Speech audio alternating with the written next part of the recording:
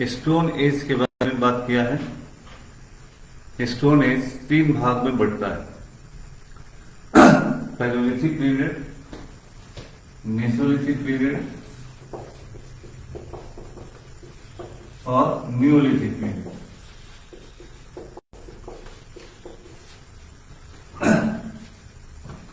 तो ये तीनों ही समय जो है स्टोन एज ही है और सबकी अपनी अपनी विशेषताएं हैं। इन तीनों काल में मूलतः स्टोन के टूल्स का प्रयोग हुआ, इसीलिए ये स्टोन एज कहलाता है और प्री हिस्ट्री है, क्योंकि इसके बारे में सारे प्रमाण आर्कियोलॉजिकल है, रिटन एविडेंस अवेलेबल नहीं है। इस संसार में जितने भी प्राणी हैं उनका सभी का अपना अपना हिस्ट्री होता है। उसी तरह से हम लोग मानव हैं, होमोसेपियन या होमोसेपियन कहते हैं। तो हर प्राणी का अपना एक लक्षण होता है कि वो अपने पूर्वजों की खोज करता है। उसी क्रम में मनुष्य भी अपने पूर्वजों की खोज करता है। तो अब जो जियोलॉजिकल टाइम स्केल है उसमें मानव के पूर्वजों की खोज का अपना अपना प्रयास हुआ है। लेकिन जिस तरह से इस पृथ्वी का इवोल्यूशन हुआ है उसमें बहुत सारे ज्योग्राफिकल चेंजेस, क्लाइमेटिक चेंजेस समय समय पर होते रहे हैं। अभी जो है हम लोग 4th इंटरग्लेशियल पीरियड में, अर्थात इस बात को समझना है कि जो पृथ्वी है, अगर बिग बैंग थ्योरी के अनुसार हम देखें तो यूनिवर्स में महाविस्फोट के परिणाम स्वरूप पृथ्वी बनी और प्रारंभ में यह आग के गोले की तरह से थी जलती हुई पृथ्वी। तो वह जलती हुई पृथ्वी में आग के गोले से निकलने वाले धुएं के परिणाम स्वरूप बादल बना। कालांतर में बादल फिर वर्षा के रूप में पृथ्वी पर आया। तो लाखों करोड़ों साल तक ये प्रक्रिया चली। जलती हुई पृथ्वी पर लगातार बारिश हुई, वह पानी वेपोराइज करता रहा। ग्रेजुअली यह पृथ्वी खौलते हुए पानी की तरह हो गई, यानी बॉइलिंग पॉट की तरह हो गई। कालांतर में फोटोसिंथेसिस की प्रक्रिया के द्वारा गर्म जल में ही पहले प्लांट और पहले जीव का जन्म हुआ। तो ब्लू ग्रीन अलगी जो है वो पहला प्लांट कहलाता है। और जो यूनिसेल्यूलर बोट, एक कोशीय जीवों का जन्म भी पानी में ही हुआ। तो प्लांट्स हो या जीव जंतु हो, सभी का जन्म शुरुआत में पानी में ही हुआ। फिर धीरे धीरे बहुत सारा ट्रांजिशन है और मेढक जो है इस ट्रांजिशन का बहुत बड़ा उदाहरण है। एम्फीबियन है, वह पानी में भी रह सकता है, जमीन पर भी रह सकता है। तो आर्कियोलॉजिस्ट ने साइंटिस्ट के साथ मिलकर इसके बहुत सारे इवोल्यूशनरी मेथड्स के द्वारा इस पृथ्वी पर आने वाले जीव जंतुओं के बारे में जानकारी इकट्ठा की है। तो उसको जियोलॉजिकल टाइम स्केल में पढ़ा जाता है। हम लोग यहाँ मूलतः स्टोन एज में हैं। तो मानव ने प्रयास किया है कि हमारा जो पूर्वज है वो कौन था। हम सीधे खड़ा हो रहे इरेक्टस है, तो जो कमर हमारा है वो सीधा है। जो जानवर हैं जैसे मान चिंपैंजी है, ओरंगुटान्स है और बहुत सारे इस तरह के एप्स हैं जो हमारे पूर्वज, संभावित पूर्वज हैं। तो उसमें बहुत सारे को देखिए कि 2 पैर पर भी खड़ा हो रहा है लेकिन उसका कमर सीधा नहीं है ना। वो मैमल्स हैं, बच्चों को जन्म देते हैं, दूध पिलाते हैं, बहुत सारा बिहेवियर उनका है। तो बहुत सारे 4 इस तरह के एप्स को साइंटिस्ट और आर्कियोलॉजिस्ट ने संभावित मानव के या होमोसेपियन के पूर्वजों में रखा है, जिनका ब्लड ग्रुप या जो ब्लड का सर्कुलेशन या ब्लड का जो है, फिर उनकी बीमारियां और उनके बहुत सारे तौर तरीके मानव के संभावित पूर्वजों से मिलते जुलते हैं। लेकिन दिक्कत यही है कि सब में एक मिसिंग लिंक है और पृथ्वी पर होने वाले क्लाइमेटिक चेंजेस के कारण ये मिसिंग लिंक है।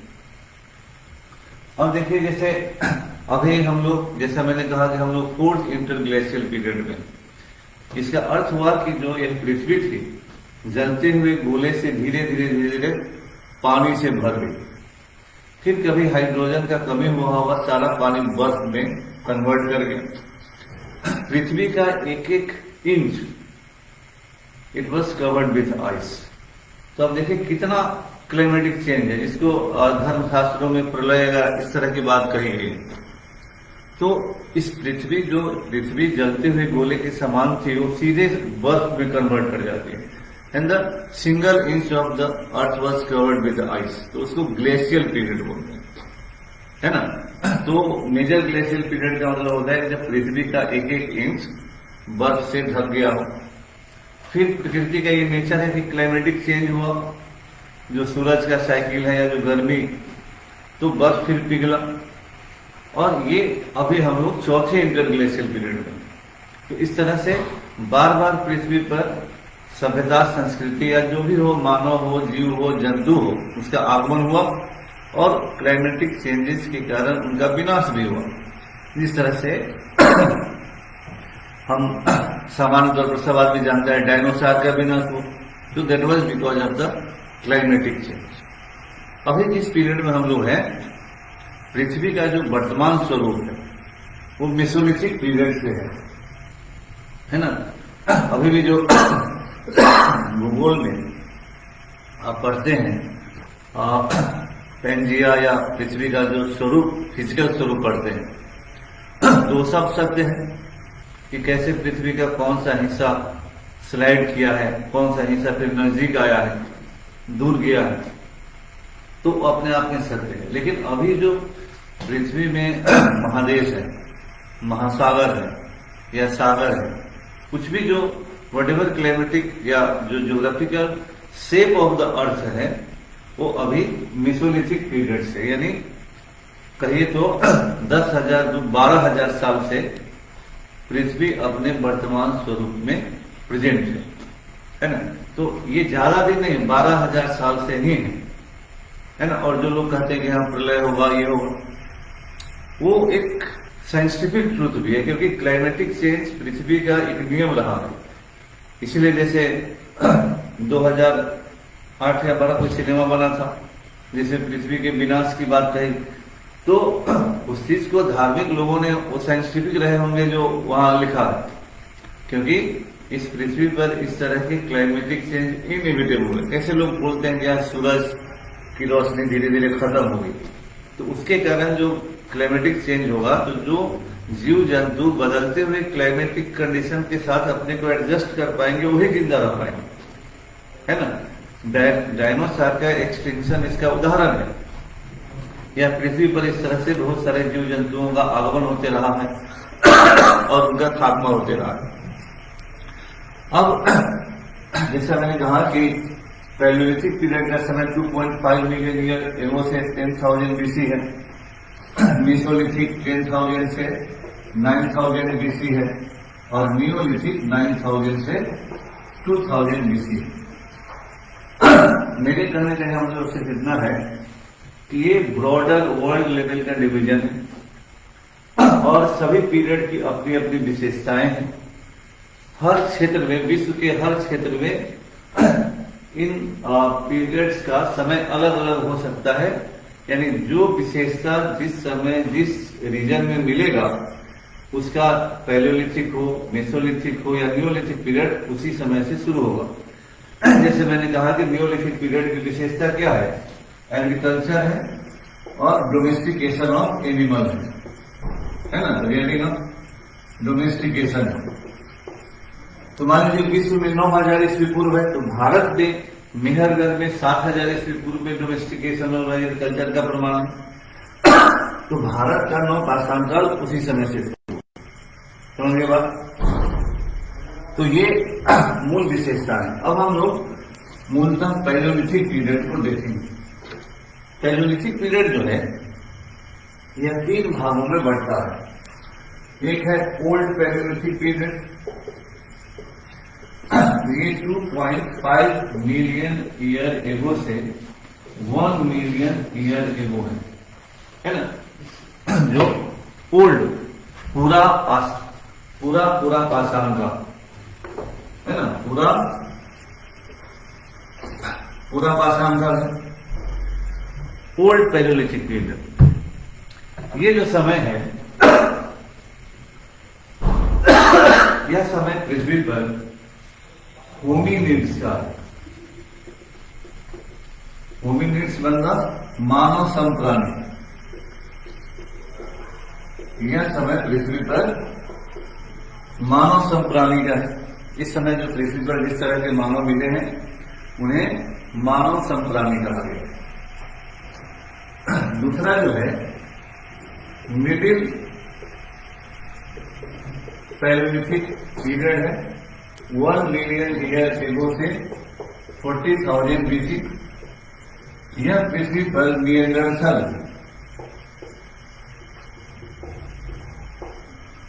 लोगों का मिडिल पैलियोलिथिक पीरियड का समय 1 मिलियन ईयर एगो से 40,000 है। निएंडरथल जर्मनी में एक जगह है।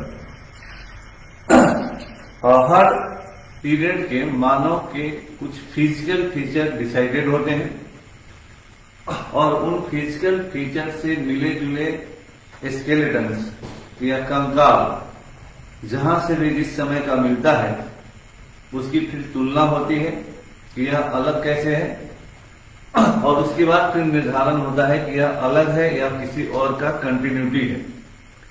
हालांकि निएंडरथल मानव जब जर्मनी मिले तो इनका जो एवरेज हाइट था वो 5.5 सेंटीमीटर का था, 5 इंच का था मतलब, तो 5 फीट 5 इंच मतलब 3 इंच से लेकर 5 इंच। तो शुरुआत में लोगों को लगा कि हमारा पूर्वज मिल गया, लेकिन और भी विशेषताएं जब तय हो गई तो लगा कि नहीं ये हमारा पूर्वज नहीं है, there is a missing link. तो निएंडरथल इनका नाम इसी आधार पर पड़ा क्योंकि इस तरह के मानव का प्रमाण सबसे पहले जर्मनी के निएंडरथल नामक जगह से मिला। तीसरा जो काल है वो लेट पैलियोलिथिक पीरियड का है। ये 40,000 से 10,000 इसका समय नॉर्मल माना गया है और ये होमोसेपियन का समय, होमोसेपियंस यानी इसमें माना जाता है कि हम लोग जो मनुष्य हैं इसका संभावित समय इस पृथ्वी पर 40,000 साल पहले यानी आज से लगभग 42,000 साल पहले आज जैसा मानव का पृथ्वी पर आगमन हुआ है ना। तो ये फिर जैसा हमने पहले भी कहा है कि वर्तमान तक जो प्रमाण उपलब्ध हैं और जो एनालिसिस लोगों ने किया है उसके आधार पर ये क्लासिफिकेशन है। नए प्रमाणों के आधार पर ये क्लासिफिकेशन समय समय पर बदलते रहते है ना। लेकिन इतिहास में कोई भी चीज को स्वीकार्य होने के लिए कई जांच के दौर से गुजरना पड़ता है और तब अब भले अपने किताब में लिख दें, अखबार में लिख दें, लेकिन इतिहास में स्वीकृत होने की जो प्रक्रिया है वो लंबी होती है। कई दौर से गुजरने के बाद जब सभी तरह के स्तरों पर उस तथ्य को स्थापित कर लिया जाता है तब हिस्ट्री में फाइनली उसको अप्रूवल मिलता है। इसमें आप कई तरह के चीजों को समय समय पर देखते हैं। इवन जो मनुष्य का अर्लीस्ट डेवलपमेंट है, कभी अंग्रेजों ने भी कहा था कि हमारे यहाँ इस तरह के मानव का विकास सबसे पहले इंग्लैंड में हुआ, पिडमोंट एक जगह है, लेकिन बाद में पता चला कि ये तो फॉल्स क्लेम है जब वैज्ञानिक तरह से उसका जांच हुआ। तो फिर हम लोग हल्का हल्का मतलब इसके बारे में जानने का प्रयास करेंगे, तीनों के बारे में, है ना। तो पहले हम लोग ओल्ड पैलियोलिथिक पीरियड के बारे में कुछ और विशेषताओं को जानने का प्रयास करते हैं।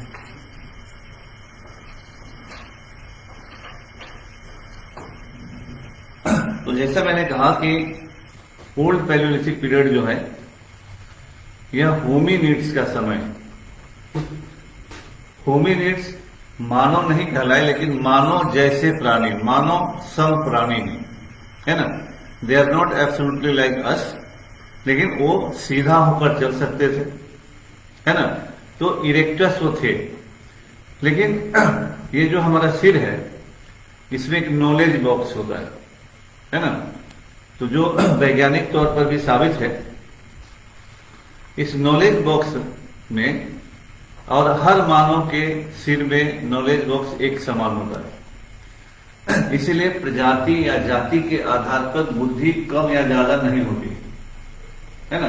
वो इस्तेमाल करने पर होता है, क्योंकि हर मनुष्य के सिर में या हर मनुष्य का जो नॉलेज बॉक्स है, अगर होमोसेपियन है तो it is equal in each and everybody. It can not be less and more on the basis of race और एनी कास्ट। देयरफॉर कि यह डिस्क्रिमिनेशन होना कि अमुक जाति का बुद्धि तेज होता है, अमुक जाति का बुद्धि कम होता है, साइंटिफिकली इट इज रॉन्ग। वैज्ञानिक तौर पर यह गलत है ना।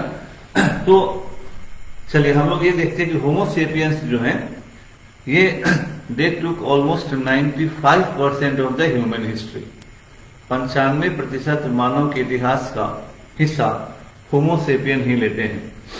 हालांकि इनका वास्तविक उद्भव, ओरिजिन कहां हुआ, इट इज स्टिल कंट्रोवर्शियल।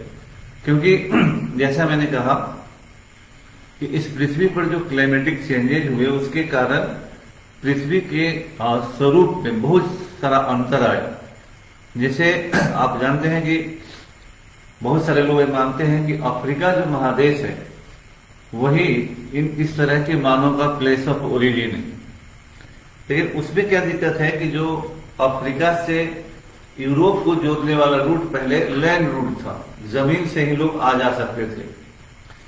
अभी जो मेडिटेरेनियन सी है, वह मेडिटेरेनियन सी नहीं था, एक झील की तरह था और एक बहुत बड़ा ट्रैक, लैंड ट्रैक अफ्रीका और यूरोप को जोड़ता था। लेकिन जब पृथ्वी पर से बर्फ पिघला तो वह जो झील था वो सी के रूप में कन्वर्ट कर गया, जिसके कारण बहुत सारे लो लैंड उसमें डूब गए।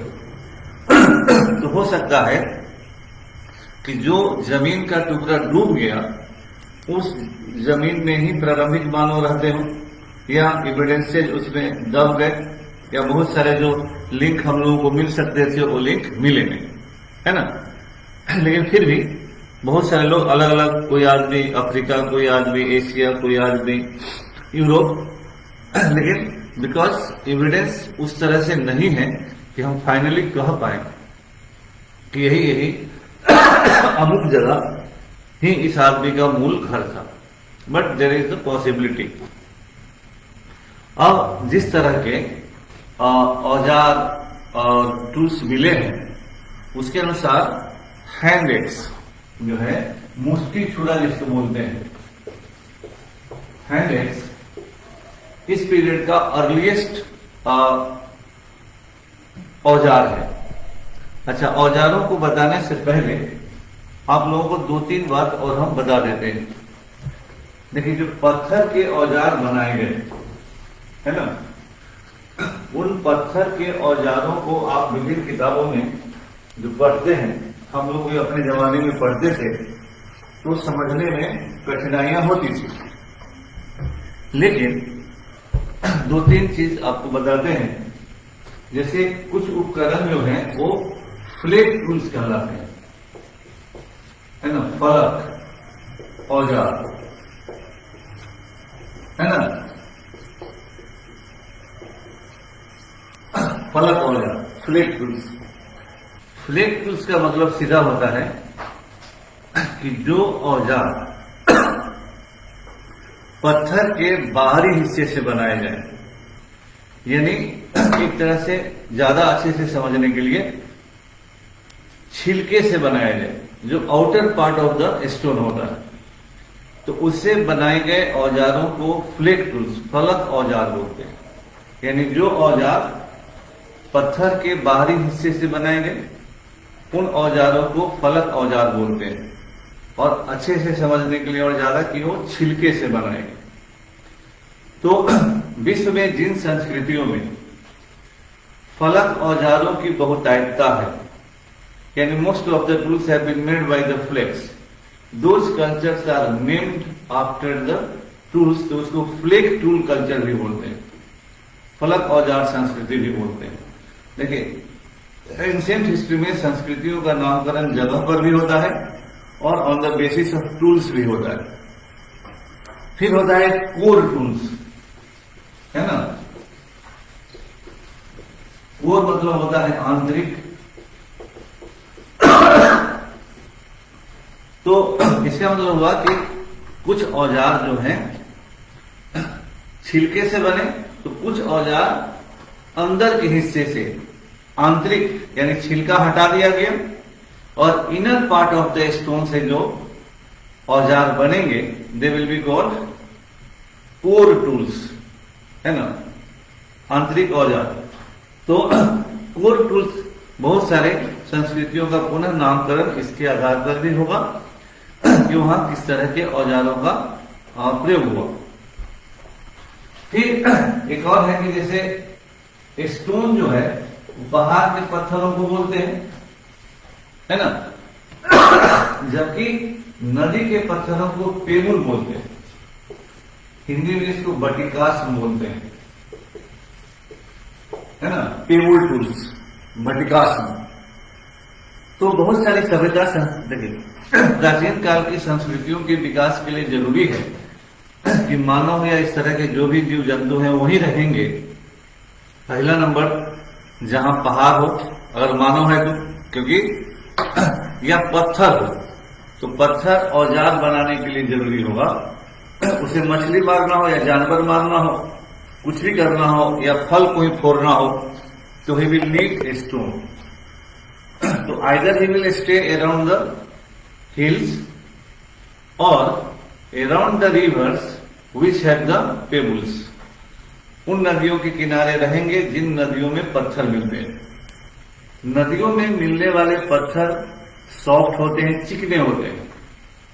आज भी जैसे देवी देवता का जो पत्थर रखते हैं हम लोग, तो वो नदियों के पत्थर होते हैं, वो पहाड़ के पत्थर नहीं होते, क्योंकि नदियों के बहाव के कारण, पानी के दबाव के कारण वो पत्थर धीरे धीरे धीरे धीरे चिकने हो जाते हैं, क्योंकि रब होता है।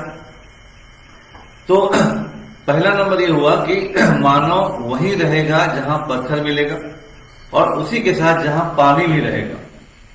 तो रॉ पहाड़ के पास नहीं रहेगा, वैसे पहाड़ के पास रहेगा जहां झील भी हो या उस तरह का पानी या नदी हो, उपलब्धता हो। तो पत्थर और पानी की उपलब्धता और अगल बगल में शिकार करने के लिए जंगल हो, फलों को कलेक्ट करने के लिए जंगल हो, तो वो सारी चीजें जहां रहेंगी वही मानव निवास का प्रमाण मिलता है। इसीलिए प्री हिस्टोरिक मैक्सिमम प्रमाण पहाड़ी क्षेत्रों में मिलता है ना। हमारे यहाँ न्यूलिथिक और चाल्कोलिथिक कल्चर का प्रमाण चेचर और यहाँ छपरा से मिला है, चिराग से मिला है, लेकिन यहाँ बोन टूल्स का प्रयोग है ना, तो वैकल्पिक प्रयोग भी होता है। तो इसको देखना है कि हाँ ये शब्द बार बार आएगा। इसके अलावे जो भी शब्द पत्थर के औजारों के बारे में आता है, तो जैसे मान लीजिए ब्लेड आएगा कि ब्लेड टूल्स, तो ब्लेड हम आज कहते हैं कि ये ब्लेड हो और ब्लेड से आप किसी का गर्दन भी काट दीजिएगा, लेकिन उस जमाने के ब्लेड टूल्स जब हम कहेंगे तो मतलब का दो हिस्सा उसका धार जैसा बना हुआ है। लेकिन उस समय का धार और आज के धार की कल्पना कहीं से भी नहीं होगी, क्योंकि उस समय पत्थर से ही पत्थर के औजार बनते थे, तो उतना शार्पनेस नहीं आएगा, है ना, या भाला कहलाएगा या कुछ भी इस तरह के जो भी टूल्स का नाम होगा उस जमाने में, तो they are some sort of identical but they can not be compared to today's या प्रेजेंट डे टूल्स, क्योंकि उस समय के टूल्स में और आज के टूल्स के में शार्पनेस में कोई मतलब नहीं हुआ, लेकिन इस टाइप के हैं। जैसे मान लीजिए चॉपर है, गड़ासा टाइप का है, तो आज का गड़ासा नहीं कि हम मारे और गर्दन कट गया, तो थ्रॉटेड होगा, it can not be cut. इसी तरह से जो अभी हमने कहा कि hand axe was is thought to be the earliest tool used by the human beings. हस्त कुल्हाड़ी जो है, मुष्टि छुरा जो है, यह अर्लीस्ट टूल है जो लोगों के द्वारा प्रयोग में लाया गया। तो उसको क्लीवर भी बोलते हैं। इसी तरह से स्क्रैपर है, पॉइंट है, ब्यूरिन है, बोरर है, मतलब बोरर यानी बेधक, ब्यूरिन माने लक्षणी, स्क्रैपर माने खुरचनी। इन सभी औजारों का प्रयोग मानव उस जमाने में जानवरों को मारने, जानवरों से अपनी रक्षा करने, और जैसे खुरचनी है तो जानवर का खाल खरोचने से लेकर जंगल में मिले गए फलों को तोड़ने और खाने के लिए उपयोग करने तक करता था।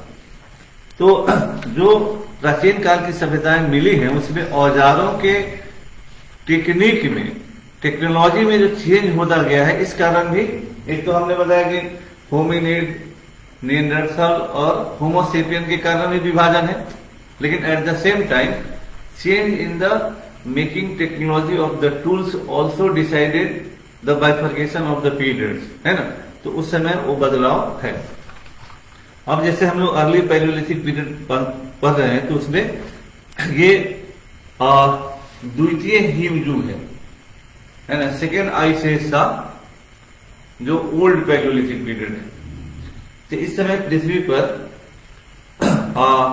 बर्फ ही बर्फ था और मनुष्यों का जीना बड़ा मुश्किल था। मनुष्य जानवरों के शिकार करके अपना जीवन यापन करता था। उस समय के जो लोग हैं वो उनका प्रमाण मूलतः जो है फ्रांस में खोज हुआ है। ज्यादातर इस तरह के खोज वही देश करते हैं जिनके पास इसमें खर्च करने के लिए पैसा हो। तो प्रारंभिक बहुत सारे हिस्टोरिक खोज जो है फ्रांस के द्वारा ही हुआ है। फ्रांस में 3 तरह की संस्कृतियों का प्रमाण मिला है। एक को बोलते हैं अर्ली चेलियन कल्चर, प्रारंभिक चेलियन संस्कृति। दूसरा है एबिवेलियन संस्कृति, और तीसरा है अचूलियन संस्कृति। ये सभी के सभी जगह फ्रांस में है ना, क्योंकि उन्हीं लोगों ने ज्यादा खोज किया है। आगे चलकर क्लेक्टोनियन संस्कृति भी है, लेवलवाजन संस्कृति भी है। इन सभी संस्कृतियों में फ्लेक उपकरणों का प्रयोग है, कुछ जगह चॉपर उपकरणों का भी प्रयोग है। लेकिन इस समय के लोगों का दैनिक जीवन कैसा था, डे टू डे लाइफ के बारे में अनुमान है, क्योंकि यह आइस एज है और इसका प्रमाण खोजना बहुत ही मुश्किल होता है। धीरे धीरे जब बर्फ पिघला तो झील और नदियों का भी निर्माण हुआ। तो इसके अनुसार माना जाता है कि इस समय का मानव खुले आसमान में रहता था। जब कोई भी जीव जंतु खुले आसमान में रहता है तो प्रकृति अपने अनुसार उसको जीने का तरीका देती है। इस तरह के मनुष्यों के खाल बहुत मोटे होते थे। उस समय में मनुष्य के शरीर पर भी बाल की तह होती थी, है ना। जिस तरह से आज भी आप आर्कटिक के प्रदेशों में देखते हैं कि वहां जो जानवर होते हैं उनके शरीर पर खाल, बाल का बड़ा मोटा तह होता है, और आप देखते हैं कि बर्फ में भी वो बैठा हुआ है, सोया हुआ है। और अभी जैसे ठंडा का मौसम आ रहा है, हम लोग भी जब गर्म कपड़े खरीदने जाते हैं तो कपड़ों का दाम या जब देखते हैं तो पूछते हैं प्योर ऊल है ना, तो ऊल ही गर्मी का सबसे आसान बचने का तरीका होता है। तो प्रकृति ने हमेशा पृथ्वी पर रहने वाले सभी वर्ग के लोगों को, जानवर हो या कोई भी हो, एक नेचुरल डिफेंस लाइन हमेशा दिया है। तो शरीर को बचाने के लिए भी उस जमाने में मनुष्य का भी जो शारीरिक निर्माण था वो क्लाइमेट के साथ एडजस्ट करने के लिए था। तो आज भी बहुत सारे लोगों के शरीर पर जो बाल देखते हो जेनेटिक कंटिन्यूटी। इस समय का आदमी जो खुले आसमान में रहा,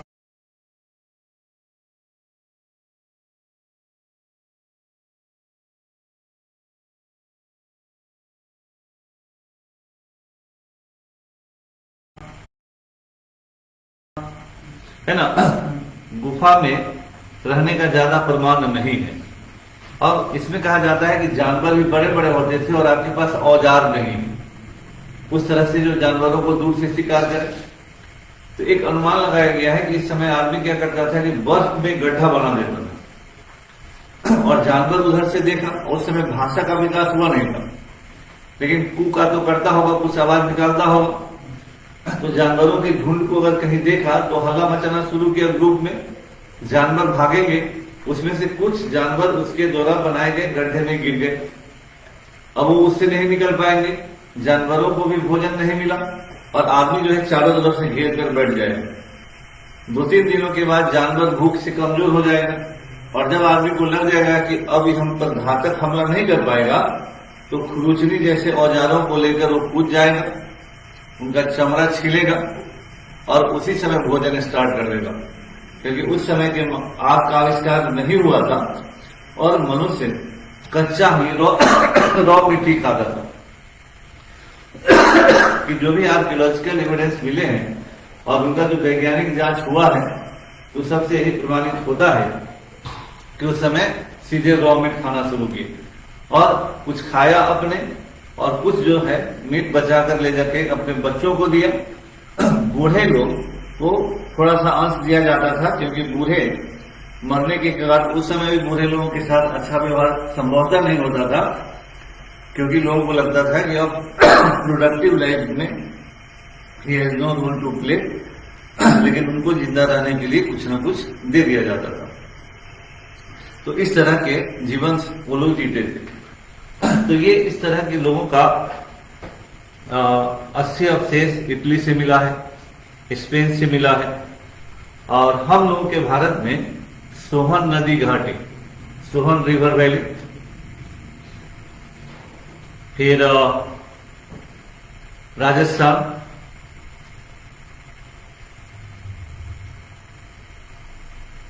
मध्य प्रदेश,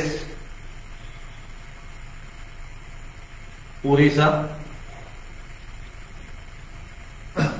उत्तर प्रदेश के विभिन्न इलाकों से मिले हैं।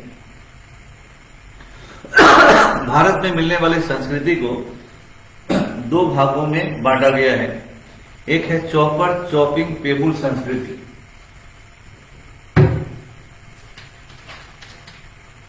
चॉपर चॉपिंग पेबुल संस्कृति, जिसको सोहन नदी घाटी संस्कृति भी कहा जाता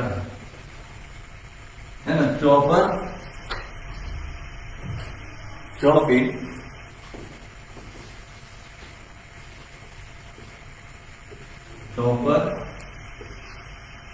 चॉपिंग पेबुल संस्कृति, इसे सोहन नदी घाटी सभ्यता भी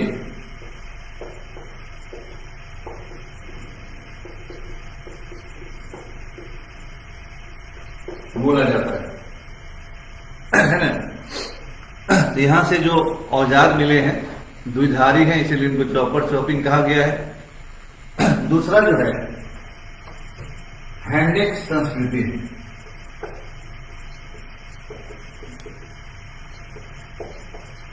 हैंडेक्स संस्कृति है। शुरुआत में इसको मद्रासियन संस्कृति भी बोलते थे, earlier it was also known as Madrasian Sanskriti because its evidence have been found from the archaeological sites around Madras. Vadam Durre Ati Pakkam, Vadam Durre और अतीत पक्कम से इस तरह के प्रमाण मिले, है ना। वदम दुर्रे और अतीत पक्कम से इस तरह के प्रमाण मिले हैं। इस क्रम में सबसे पहले 1863 में रॉबर्ट ब्रूक्सफुट, है ना, 1863 में रॉबर्ट ब्रूक्सफुट को मद्रास के पास एक जगह है पलवरम, है ना, मद्रास के पास एक जगह है पलवरम, यहां से हैंडेक्स मिला। तो ये याद रखना है कि the earliest handaxe was found by Robert Bruce Foote. वो इतिहासकार नहीं थे, वो जियोलॉजिकल सर्वे ऑफ इंडिया के बिहाफ पर सर्वे कर रहे थे और उनको वहां से ये मिला So that was also said to be the beginning of Stone Age in India. दक्षिण भारत में कोर्तियार नदी घाटी में भी इस तरह की सभ्यताओं का प्रमाण मिला है ना। तो इस पीरियड में दो संस्कृतियां हुई, एक हैंडेक संस्कृति और दूसरा सोहन संस्कृति। तो सोहन संस्कृति और मद्रासियन संस्कृति पहले कहा जाता था, और on the basis of tools पहला संस्कृति चॉपिंग टेबल संस्कृति हुआ, और दूसरा हैंडेक संस्कृति हुआ, जो आपको पहले भी हमने बताया। तो इस तरह से जो पहला फेज है ओल्ड पैलियोलिथिक पीरियड, तो मूलतः इस पीरियड में मानव का बुद्धि का लेवल बहुत कमजोर था। जैसे वो चलता था तो सीधा चलेगा, तो उसका रिफ्लेक्स बहुत अच्छा नहीं था। वो देख रहा है कि दीवार है, तो दीवार से टकराएगा तभी घूमेगा, है ना, घूमेगा लेकिन टकराने के बाद। तो उसकी बुद्धि का लेवल कमजोर था, उसका फिंगर मूवमेंट अभी बढ़िया नहीं था, हाथ लगा ऐसे ही रहता था। तो इस तरह से किसी भी औजार से बहुत इफेक्टिव काम नहीं होगा। इसी तरह माना गया कि उस समय के लोग अपने मृतकों के प्रति बहुत संवेदनशील नहीं थे, और ओल्ड पैलियोलिथिक पीरियड में दफनाए जाने का प्रमाण नहीं मिलता है। एक अनुमान है कि लोग चलते होंगे और कोई मर गया तो जस्ट पीछे मुड़कर देखेंगे कि मर गया and they will go on moving. तो उस जमाने में यानी ओल्ड पैलियोलिथिक पीरियड में अपने मृतकों के प्रति वो सारी संवेदनाएं प्रोबेबली नहीं थी, क्योंकि संवेदनशील बुद्धि उस जमाने में नहीं थी, ऐसा अनुमान लगाया गया है ना। तो इस टॉपिक के लिए इतना काफी है।